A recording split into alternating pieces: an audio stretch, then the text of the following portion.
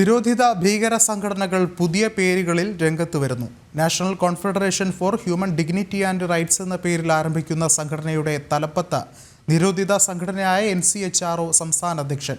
മനുഷ്യാവകാശ സംഘടനകളുടെ പേരിലാണ് പുതിയ സംഘടനകളുടെ പ്രവർത്തനങ്ങൾ. നിരോധിത ഭീകര സംഘടനകൾ പുതിയ പേരുകളിൽ വീണ്ടും സജീവമാവുകയാണ്.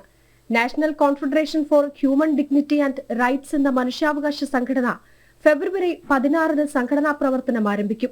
ഒറ്റനോട്ടത്തിൽ അസ്വാഭാവികതയൊന്നും തോന്നില്ലെങ്കിലും പുതിയ സംഘടനയുടെ തലപ്പത്ത് നിരോധിത സംഘടന NCHROയുടെ സംസ്ഥാന അധ്യക്ഷനായിരുന്ന വിളയോടി ശിവൻകുട്ടിയാണ്. 2022 സെപ്റ്റംബറിൽ പോപ്പുലർ ഫ്രണ്ടിനൊപ്പം നിരോധിച്ച സംഘടനയായിരുന്നു NCHRO. ജമാഅത്തെ ഇസ്ലാമിയുമായി ബന്ധപ്പെട്ട വിദ്യാർത്ഥി ഭവനിലായിരുന്നു സംഘടനാ പ്രഖ്യാപന സമ്മേളനം തീരുമാനിച്ചതെങ്കിലും പിന്നീട് അത് മാറ്റി.